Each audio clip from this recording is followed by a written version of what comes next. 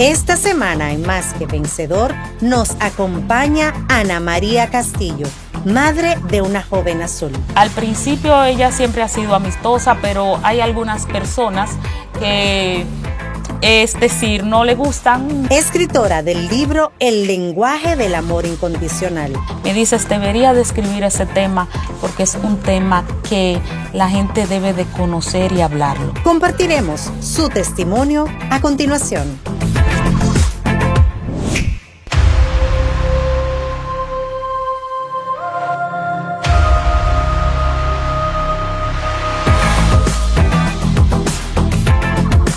Fundación La Voz de María presenta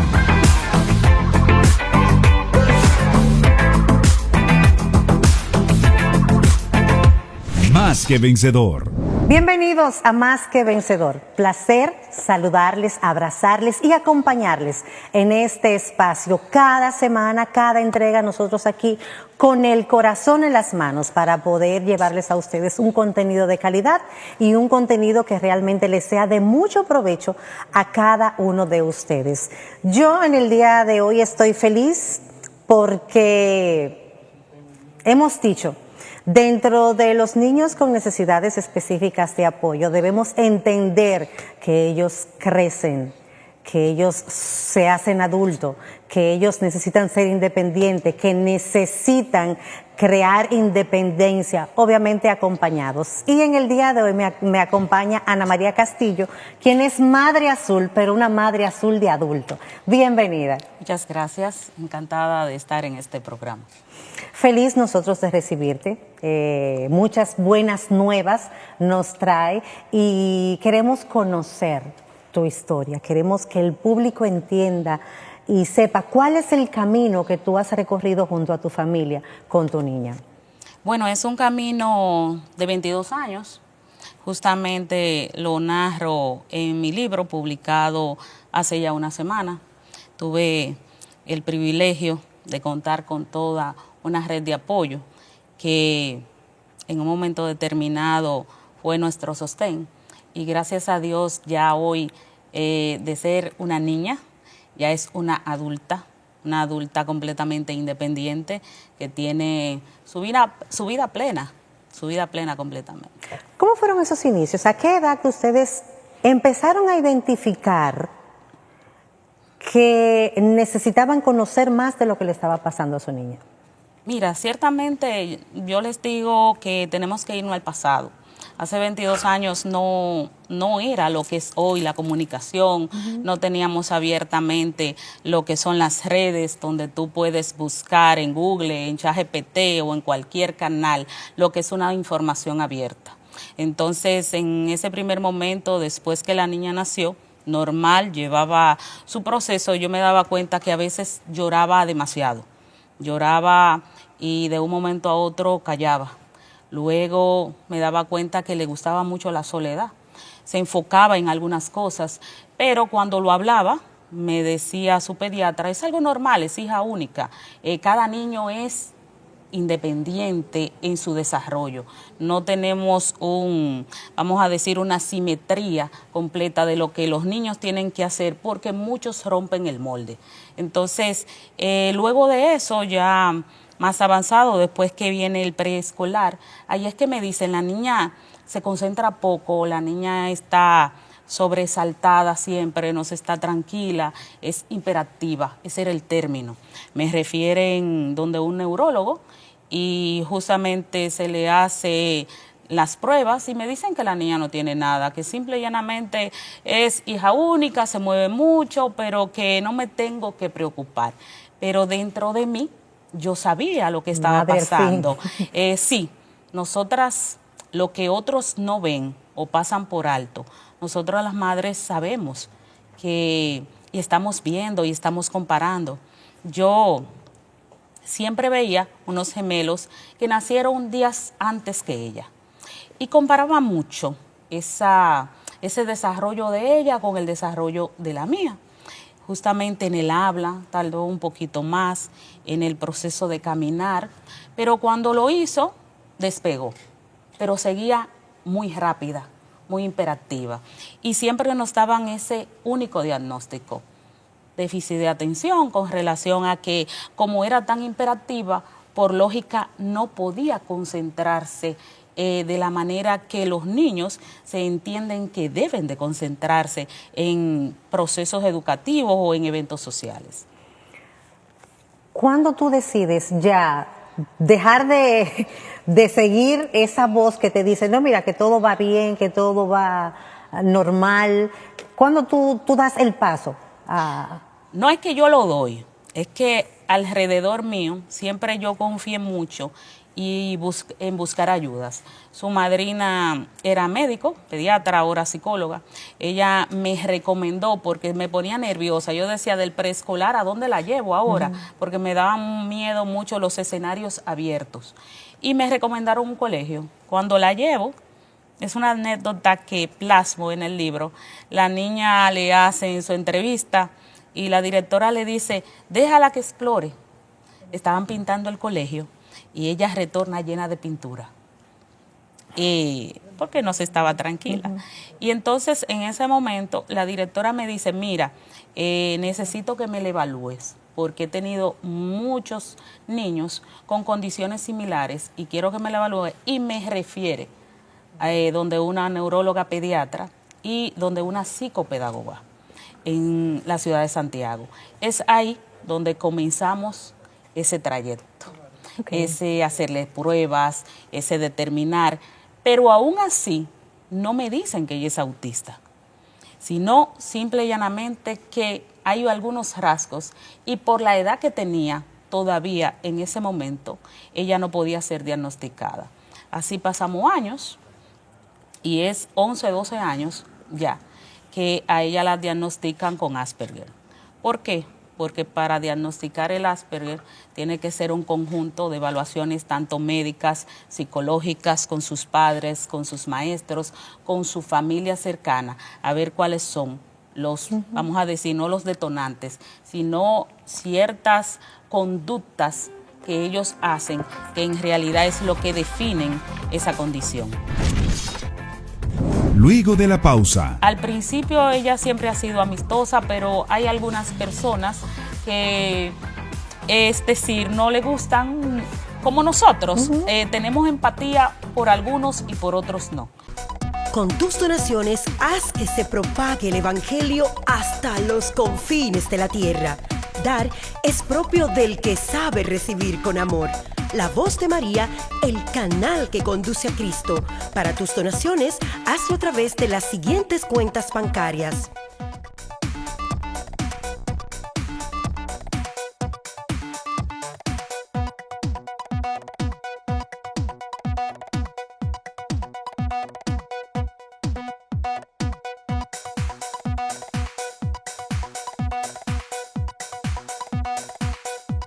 La Voz de María, el canal que conduce a Cristo.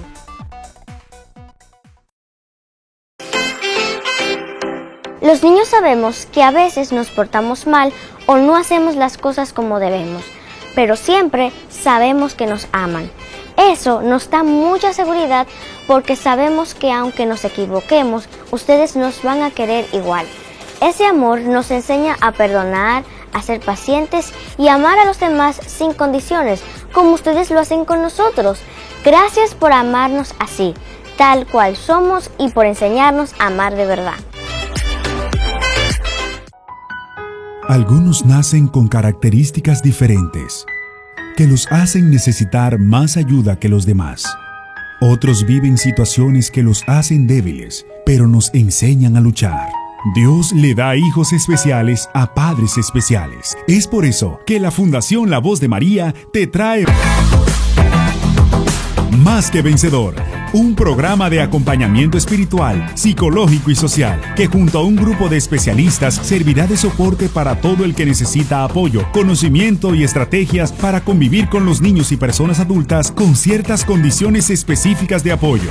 Que sepan que ellos pueden. Más que Vencedor, sábados 7 de la noche por La Voz de María. Yo soy más que vencedor. Luego de que ya te dan ese diagnóstico, ¿cómo ustedes lo reciben? Cuando uno sale embarazada, tú eres mamá. Y el público que me está viendo, desde que uno recibe esa noticia positivo, uno se pone feliz, pero la mente le vuela. Sí.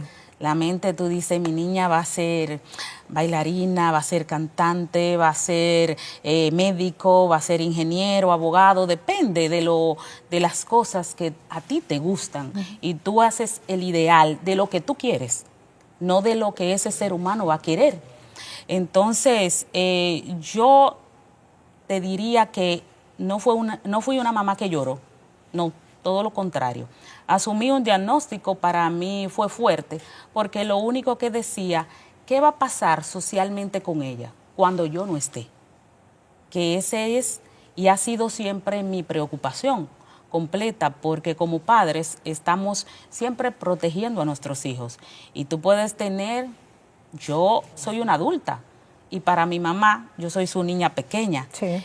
Y no lo entendía hasta que la mía tiene 22 y yo digo, mi niña. Porque para mí todavía es mi niña y entiendo que eso no se quita nunca. Pero en realidad nos afecta cuando nosotros pensamos que por lógica nosotros los hijos, nosotros nos despedimos en un momento determinado de la vida y se quedan nuestros hijos. Y ese es el temor. ¿Qué va a pasar? ¿Qué hay? ¿Qué se le puede ofrecer? ¿Qué tú hiciste entonces cuando tú recibes esa noticia de que, bueno, ya tu niña tiene un diagnóstico, tú tienes la preocupación? ¿Cuál fue el accionar en ese momento? Yo desde siempre creé una red de apoyo. Mi familia ha sido un sostén. Yo he hablado abiertamente del tema con mis amigos más cercanos. Entonces, prepararla para la vida, prepararla. Su papá ha sido un timón muy fuerte en ese sentido, porque él la ha soltado bajo la protección, pero ella va al banco, ella hace transacciones, se le sacó su cuenta de banco, se la lleva a la clínica, eres tú que tienes que resolver, ve al supermercado, a que aprenda lo que es nuestra realidad social, a cuidarse de las personas que muchas veces pueden hacer daño y que identifique.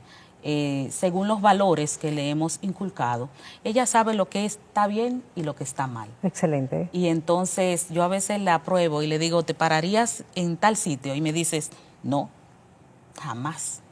Tú sabes que me llega a la mente, en estos días estaba escuchando un padre hablar de esa independencia que ha creado en su hijo. Y aunque duele, aunque preocupe, él dice, ellos viven en Santo Domingo, y él dice que desde los 15 años, él trató de enseñarle a su hijo que tomara los carros públicos, que aprendiera a ir solo al colegio, aunque él se montaba en el carro público y el papá se iba atrás en otro, para seguirlo, para ver cómo se manejaba. No es que lo soltó y ya estás, pero sí, eso ayuda a que con la protección de vida puedan hacerse independientes. ¿Cómo fue su escolaridad? Ese es el punto más difícil para los niños azules. Yo digo que Dios nos pone la carga a cada quien que podamos sostener. En mi caso, mi carga no ha sido tan fuerte cuando yo he comparado escenarios diferentes y he visto tantos casos, cada uno en particular. Pero el aspecto educativo es el más fuerte, porque lo primero es que hay una resistencia. Hay una resistencia a recibir un niño que no encaja dentro de lo que son los patrones de la normalidad. Y se habla mucho de inclusión educativa, pero ciertamente nos queda una distancia larga, porque está en papeles, está en motivación, pero en evidencia. No en evidencias, vamos a decir, en que evidencias se plasma, escritas. Exacto, pero ciertamente falta el corazón y la intención y la formación, porque luego que me desarrollo, mi primera carrera es el derecho, y a raíz de todo lo que me fue pasando, hice una maestría en gestión académica y me fui mucho al mundo educativo para comprender y proteger. Y en ese sentido me he dado cuenta que falta falta que al maestro se le forme en inclusión. Se le exige inclusión, se le exige que en un salón de clase manejen estrategias, pero no me forman desde el inicio. Es decir, el programa educativo del Ministerio de la MISID no tiene todavía lo que es la inclusión educativa colocada como materia, como parte vivencial de lo que es la realidad o lo que se piensa que va a ser la realidad educativa de nuestro sistema. ¿Sabe qué? Que se han enfocado es a raíz, como tú dices, al principio hablabas de la información, de que se puso ya de manera más pública por las redes, por los medios de comunicación, el tema del autismo y de la discapacidad. Entonces, al ver, entiendo, que al ver el sistema educativo, que eso está ya en la palestra pública y que todo el mundo está enfocado en eso, han querido poner ese tema dentro de su sistema de trabajo, de ejecución, pero sin preparación.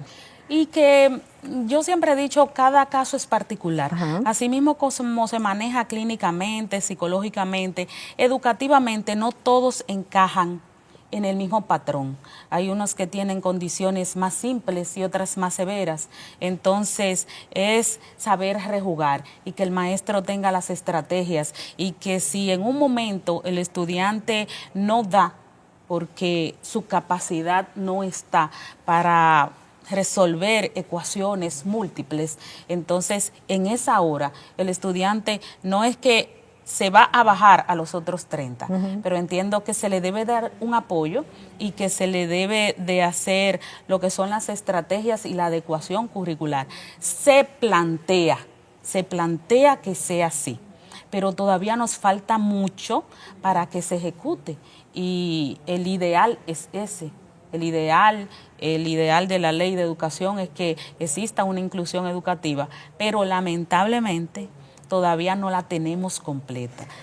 De hecho, yo me voy más lejos, porque se exige que haya una inclusión educativa, pero es tanto así que como va el sistema, como va el mundo y como va la realidad, que cada día conocemos más casos y ya se logra identificar ya de una manera más clara y las madres tienen más conocimiento, entonces ya acuden por un diagnóstico y eso. Yo entiendo que el sistema educativo debería ya incluir dentro del currículum estudiantil las materias que te hablan sobre alguna el materia, trabajo. No, en alguna materia que hable realmente de la inclusión y de la empatía, para dársela a los mismos estudiantes, porque esos estudiantes son los que van a ser compañeros de un niño con alguna discapacidad o con una condición especial. Mira, lo fundamental para que un niño pueda florecer es esa empatía, es esa aceptación. Pero eso no depende tan solo de la escuela, porque muchas veces exigimos que la escuela forme, que la escuela de valores, que la escuela es la que tiene el rol principal, y no es así. La familia es que tiene ese rol principal. A mí me pasó que en muchas ocasiones la niña no fue invitada a cumpleaños, y no porque era el niño que no quería, simple y llanamente los padres entendían, ok, me puede alborotar una fiesta que yo he preparado con tanto cuidado. ¿Y qué hacemos con eso cuando excluimos? Le enseñamos al niño que la exclusión es lo que tiene más valor para que las cosas salgan bien, no la inclusión, no la empatía, no colocarte en los zapatos del otro. Entonces, hay otros niños que no les importa, que son muy amorosos, que no están detenidos a fijarse en que si el niño es ciego, que si el niño es sordo, que si el niño es imperativa, que no se dan cuenta y simple y llanamente quieren, son amigos, pero eso va mucho con el sentimiento y con la formación como padres y como familias que le damos a nuestros hijos. Entonces, no es tan solo la escuela, la familia es protagonista completo de este rol, de este acompañamiento, de dejar fluir y dejar ser y aceptar a cualquier niño que no entra dentro de lo que entendemos que es la normalidad. Hablando de amistades, ¿cómo es ella? cómo fue de niña con los compañeros, con amistades, amigos, ahora de grande. ¿Cómo van esas relaciones sociales? Ella tiene sus amigas, tiene una amiga que es un poco más mayor que ella, se llama Manuela, ha sido su amiga fiel desde hace muchos años, ya son adultas. También tiene sus compañeras de colegio que todavía se juntan, las que al igual que ella se fueron por el ámbito artístico, es decir, que le gusta diseñar, que le gusta pintar, que le gusta tocar el violín o la guitarra. Entonces, al principio ella siempre ha sido amistosa, pero hay algunas personas que, es decir, no le gustan como nosotros. Tenemos empatía por algunos y por otros no. Pero en realidad es amiga de los amigos, muy amiga de los amigos. Es una persona que se entrega y da lo que tiene y ayuda a conseguir lo que no tienen. Me hablabas fuera de cámara de la amiga fiel desde pequeñita. Yo quiero que tú compartas con el público esa experiencia y esa vivencia que ustedes tuvieron con esa amiga, las recomendaciones que le dieron, y se encaja perfectamente con lo que hablábamos anteriormente de que los niños no ven la discapacidad, los niños no ven eso, ellos ven la amistad.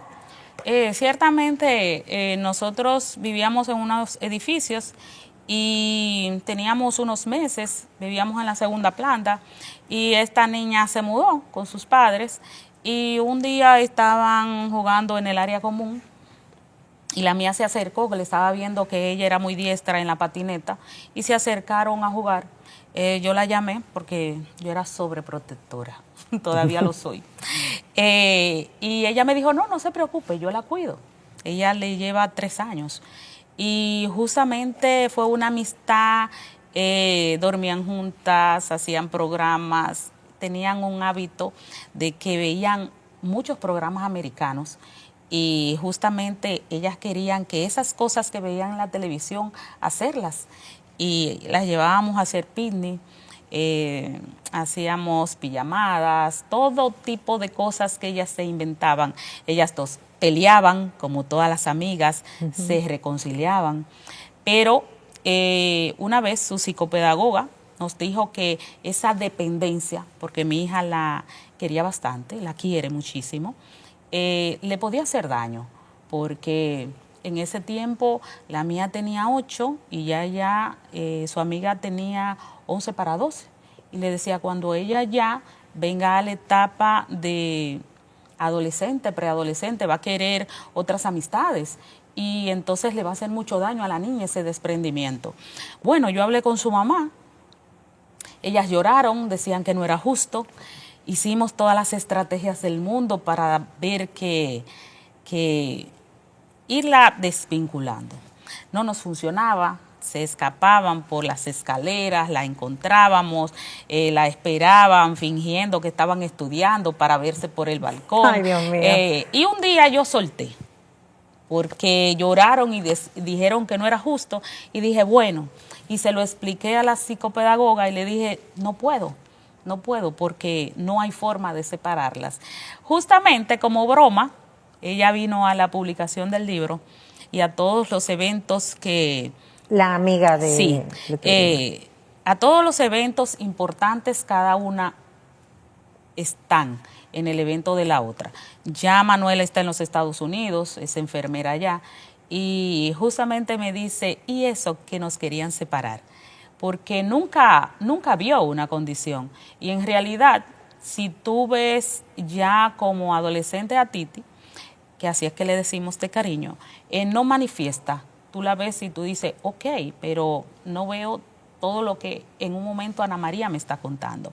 Ciertamente pasan situaciones en las cuales a través de los años vamos mejorando y los padres tienen que saberlo y los padres tienen que entender que ellos van evolucionando acorde a como tú vayas manejando, acorde al cumplimiento terapéutico y acorde al cumplimiento psicológico, psicoemocional y afectivo. Y Manuela, para ella, fue un apoyo indescriptible en su desarrollo social. ¿Cómo tú, o sea, qué tú entiendes que fue lo que más te funcionó? Recordarles que cada niño Es diferente. con condición o no es diferente, ¿verdad? Pero es como fácil que tú le das luz a alguien y como, ¿qué tú entiendes que a ti como madre te funcionó para lograr el desarrollo que tiene ya tu niña? Luchar, no limitarme, no quedarme en el patrón de lo que se dice, sino cumplir. Me decía su psicopedagoga, ella necesita terapia, vamos a la terapia. Que es en Santiago, vámonos para Santiago. Que hay que llevarla a Santo Domingo a evaluar, vámonos para Santo Domingo. Que necesita un apoyo, que necesita sala de tarea, vámonos. Es ser persistente, es no quedarme tampoco con la primera información, porque al principio me decían, no, eso es una simple hiperactividad. Si me hubiese quedado con ese único diagnóstico, o ñoñería, o es hija única, o tú eres muy apoyadora, porque en realidad en las cosas que ellos se enfocan son excelentes, y muchas veces tú los miras y dices, no, eso es ñoñería de la mamá, eso es que lo tienes sobreprotegido, son berrinches. Pero a mí me funcionó la persistencia, el trabajar, el cuidar, el darle esa red de apoyo, el hablarlo, es decir, no es que tú vayas con una bocina a decir, mi hija tiene Asperger o tiene una condición X, no, es que con la gente, con tu cercanía, con tu familia, con las personas que están ahí, que necesitan ver y cuidar, tú hables de eso y no te ciegues y no te quedes solo en el dolor, porque era lo que decía, todos queremos un científico, un médico, y cuando no se nos da, muchos lloran y están inconsolables. Y se quedan ahí, se quedan en la tristeza y no van más allá. Y entonces ellos pueden alcanzar muchos. No te voy a decir el genérico porque tampoco voy a hablar cosas que no son reales. Pero la gran mayoría con trabajo, con dedicación, con seguir las recomendaciones de los psicólogos, de los psiquiatras, de los médicos, de los maestros, logran su proceso único e independiente socialmente. Tú sabes que es bueno destacar el hecho de que es bien sabido, cada uno tiene un patrón, cada uno tiene características muy diferentes y como el espectro es tan amplio, en el caso tú dices, bueno, que no es tan difícil porque ella es verbal, ella habla. Sí, claro, porque entonces, es Asperger. El Asperger, en un principio, como ella nace con una condición de hiperactividad, tiene un problema de concentración en la escuela y se le dan algunas cosas fáciles, pero otras no. Y entonces el problema fundamental del Asperger es su interacción social, que no tienen filtro cuando van a hablar, algunas cosas que no descodifican, es decir, la ironía, ellos no trabajan con ironía, y el aspecto matemático, algunos sí desarrollan esa área. La mía desarrolló completamente la parte artística de la pintura, del dibujo, del diseño. Entonces, es diferente, es muy diferente. Pero cada papá debe de ver en qué su hijo se desarrolla. Y justamente en todos estos 22 años, yo he visto tantos escenarios y tantas personas con condiciones similares, diferentes, más graves, que tú dices, wow, pero veo a padres luchadores que están ahí. Entonces, la idea es que podamos hablar, que podamos trabajar, que no nos limitemos y no los limitemos a ellos. Sobre todo. Que nadie le tiene el derecho de cortarle las alas, nadie. Hay personas que toman la decisión más fácil y es darle un medicamento para tranquilizarlo. Entonces, recuerdo una vez que su neuróloga me dijo, Ana María, ¿quieres la parte más fácil? ¿Quieres el camino fácil o el difícil?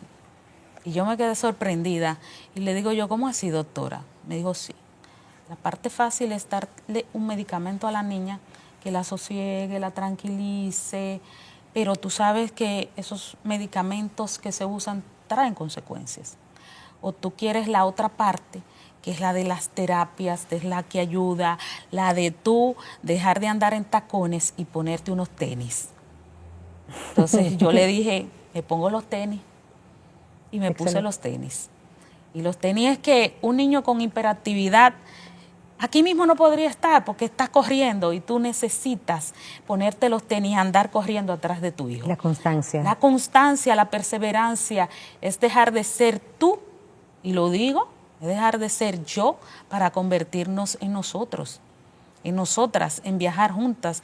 Y muchas veces no son las madres las que asumen esto, son los padres. Y lo he visto, lo he vivido. Hay madres que tienen mucho temor, que no lo asumen, pero hay padres que tienen un corazón y una bondad tan amplia que son ellos los que se ponen esos tenis y andan en todos los escenarios con sus hijos. Y eso es lo importante. Luego de la pausa, Me dices, debería describir ese tema porque es un tema que la gente debe de conocer y hablarlo, porque hay mucho escepticismo cuando hablamos de un tema como este. La gente que lo está viviendo no le gusta hablarlo. Con tus donaciones, haz que se propague el Evangelio hasta los confines de la tierra. Dar es propio del que sabe recibir con amor. La Voz de María, el canal que conduce a Cristo. Para tus donaciones, hazlo a través de las siguientes cuentas bancarias.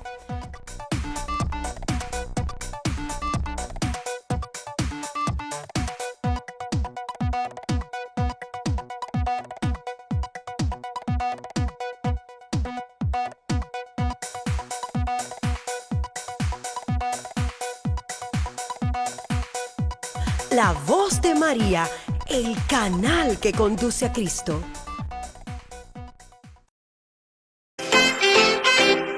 Este mensaje es para los padres y madres en nombre de sus hijos. ¿Sabían que cuando estamos junto a nuestros padres, el tiempo se siente diferente? A veces, un ratito jugando o hablando con ustedes es más valioso que cualquier regalo. Porque cuando estamos con ustedes, sentimos que nos aman, que nos cuidan y que somos importantes. No olviden que para nosotros lo más bonito es que estén a nuestro lado. Pasemos más tiempo juntos, porque esos momentos son los que llevaremos siempre en nuestros corazones. algunos nacen con características diferentes que los hacen necesitar más ayuda que los demás. Otros viven situaciones que los hacen débiles, pero nos enseñan a luchar. Dios le da hijos especiales a padres especiales. Es por eso que la Fundación La Voz de María te trae Más que Vencedor, un programa de acompañamiento espiritual, psicológico y social, que junto a un grupo de especialistas servirá de soporte para todo el que necesita apoyo, conocimiento y estrategias para convivir con los niños y personas adultas con ciertas condiciones específicas de apoyo. Que sepan que ellos pueden. Más que Vencedor, sábados 7 de la noche por La Voz de María. Yo soy más que vencedor. Está en la balanza. Hay muchos casos en el que los padres se van.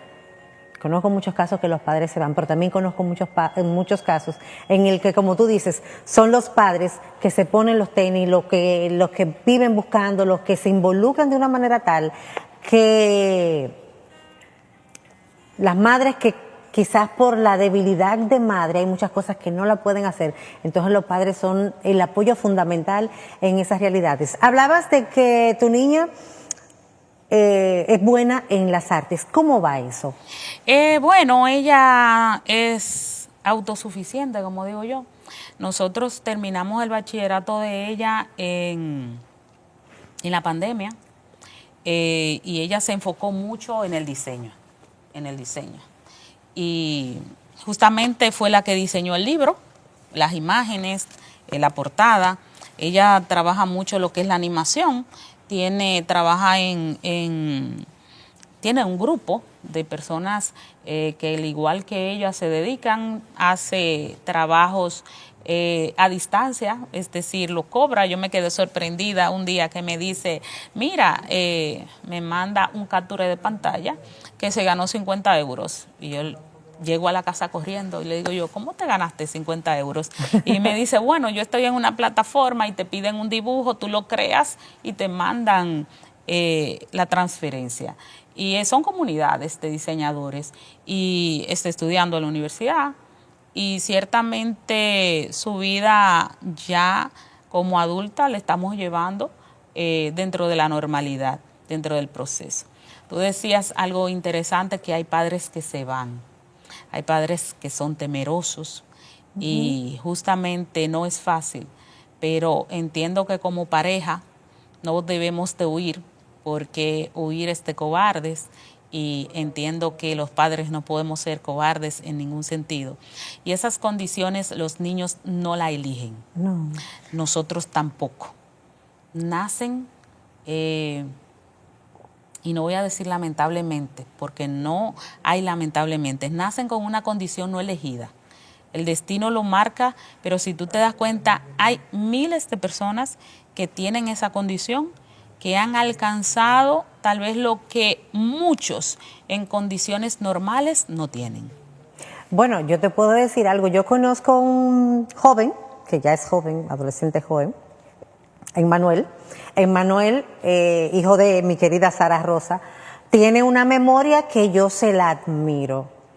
Él escucha algo, él lee algo y se le queda que yo debo leerlo 20 veces para poder repetirlo tal cual como él lo dice. Entonces, el destacar, el fomentar en cada uno de los niños que tiene una condición, las habilidades que más le va, a las que más ellos tienen afinidad, es lo ideal y es de admirar el hecho de que así como, ¿cómo le dicen ustedes? Titi. Titi, así como Titi se enfoca en la creatividad, en los dibujos, es excelente. Así muchos niños se enfocan en lo que se enfoquen, pero ahí muestran toda la excelencia, toda su energía, toda su fuerza, toda su creatividad, se enfocan ahí. Hay debilidades en otras partes y es como yo siempre digo, pues se fortalece en lo que ellos son buenos. Ciertamente la gente habla de normalidades y yo digo, habemos muchos en la calle que no estamos diagnosticados. Tú te enfrentas con profesionales que están en diferentes áreas, profesionales que no tienen el manejo emocional, que tú en realidad dices, pero algo le está pasando. Y cuando ya abiertamente yo comienzo a hablar del tema, digo, ok, lo que pasa es que no sabemos si lo tenemos o no, si no estamos diagnosticados todos y justamente ellos tienen una, vamos a decir, una habilidad sobrepotenciada, que es a lo que ellos le ponen interés, son los mejores. Son los mejores y eso queda evidenciado en todas las carreras, en todos los saberes, en todo lo que ellos colocan, lo hacen así. Y abiertamente ya muchos artistas, políticos, empresarios han comenzado a hablar que en un momento determinado de su vida también han tenido una condición y tienen una condición o tienen un hijo con una condición específica. Claro, lo que pasa es que hay que... se dice de que nadie ama lo que no conoce. Muchas veces, y ya a través de la historia, hay muchas condiciones que muchos niños pasaron mucho trabajo, bueno, ya son adultos. Incluso conozco un caso de que los padres optaron por desconocimiento, no sabían lo que le pasaba y optaron por el encierro. Entonces, ¿qué hacemos? ¿Cuál es la idea de que estos temas se conozcan, de que se le pueda dar la oportunidad a esos niños de que se incluyan dentro de la normalidad, dentro de su condición? Si yo soy la madre y no acepto, o soy el padre y no acepta, ¿qué será de mi hijo? Exacto. Y lo primero es la aceptación. Hay padres que por estatus social, que por muchas veces, por ese duelo que tienen, no lo quieren expresar, no lo quieren decir y apartan al niño completamente. lo dejan encerrado, no los llevan a las fiestas, no lo colocan dentro de lo que es el proceso social, que es determinante, porque es lo que yo digo, ¿qué pasará cuando yo me vaya? Exacto. Entonces, se tienen que poner a pensar, ¿qué va a pasar cuando yo como padre o mis hermanos o sus abuelos no estén?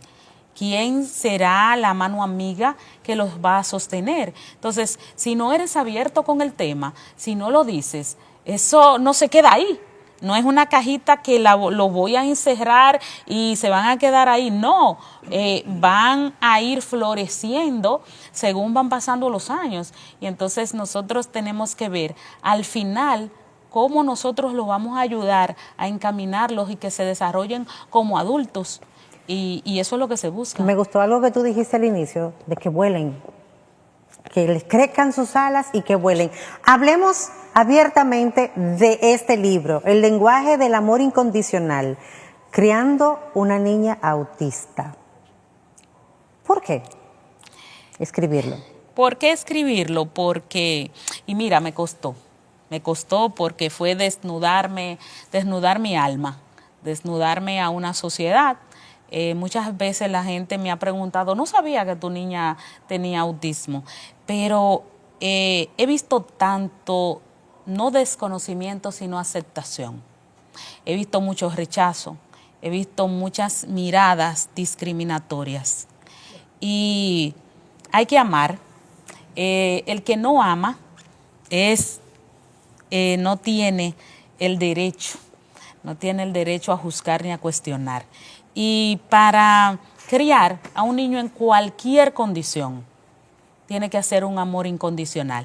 El amor de madre es incondicional en todos los sentidos. Y no voy a discriminar con el amor de padre porque hay padres excelentes. Pero nosotros nos identificamos, yo estoy hablando de mi experiencia, desde mi experiencia como madre. Entonces, es un amor incondicional, un amor que no tiene límites, es un amor de entrega, de resiliencia, de ver, de ir juntos, de no cansarnos. Y ciertamente me llamó el escribir para que las familias que están pasando por esta condición se sientan identificados, que hablen de ello, que miren más allá, de que no se queden en un único diagnóstico, que tengan empatía, que les narro muchos procesos que a mí me funcionó y ciertamente sé que les pueden funcionar a ellos.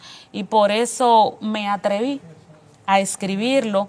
En realidad no iba a ser el primer libro que iba a publicar, pero una amiga que siempre me inspira a realizar cosas nuevas, me dice, debería de escribir ese tema porque es un tema que la gente debe de conocer y hablarlo, porque hay mucho escepticismo cuando hablamos de un tema como este. La gente que lo está viviendo no le gusta hablarlo, porque hay una parte de sentimientos encontrados, pero también una parte de vergüenza, de que te juzguen, como si tú fueras culpable. Exacto. Yo no soy culpable, simple y llanamente está pasando.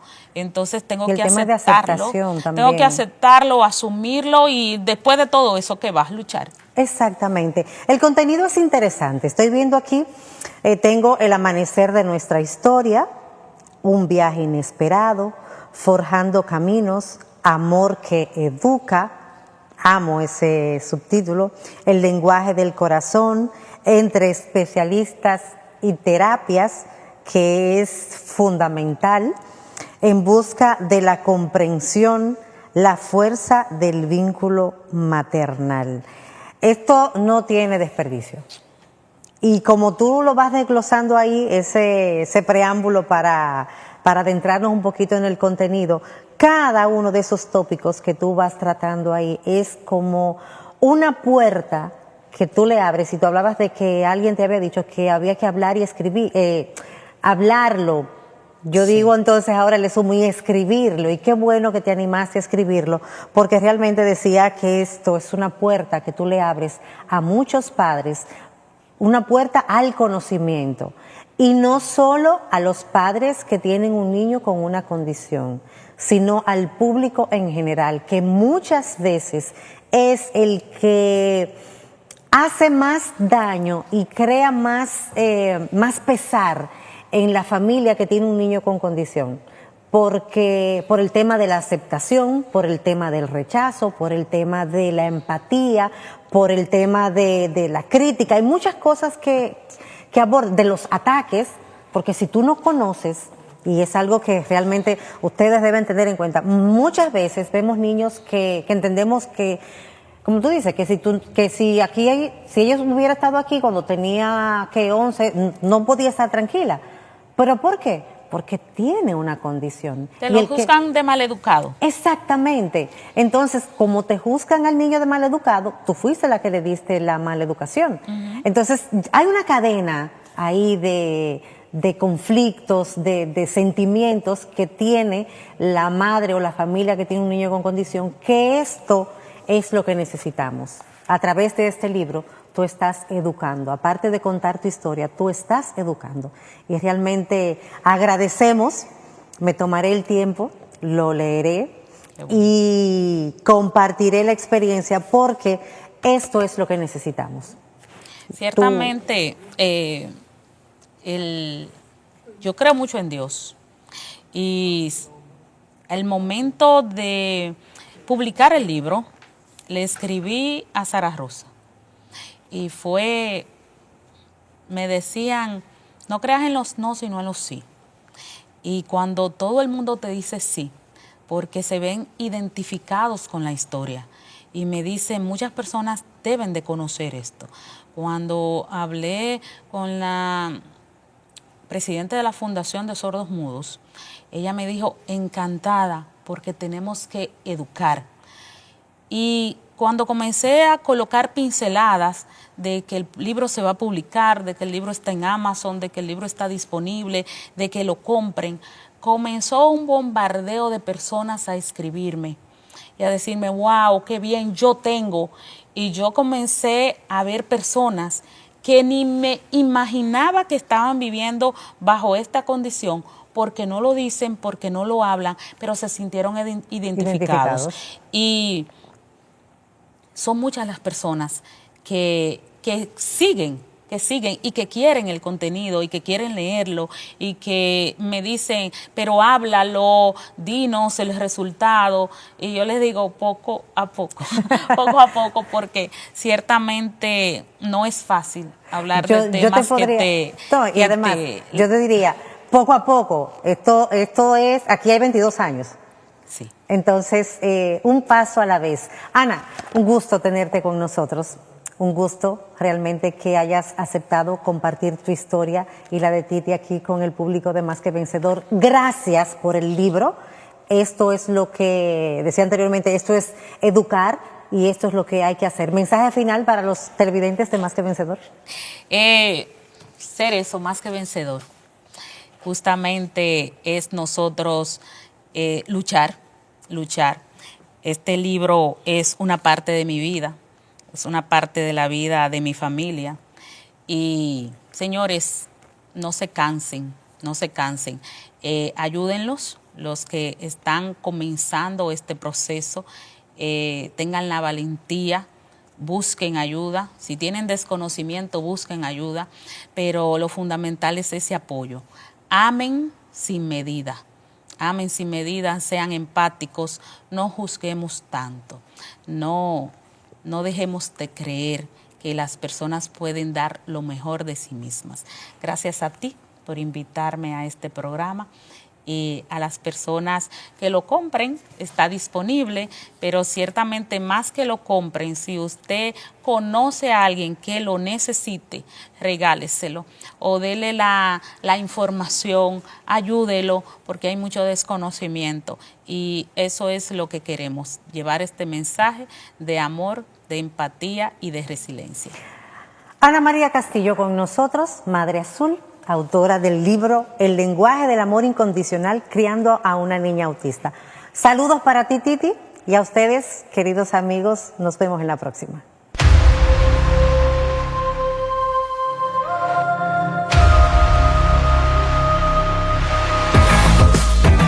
Fundación La Voz de María y el canal La Voz de María presentaron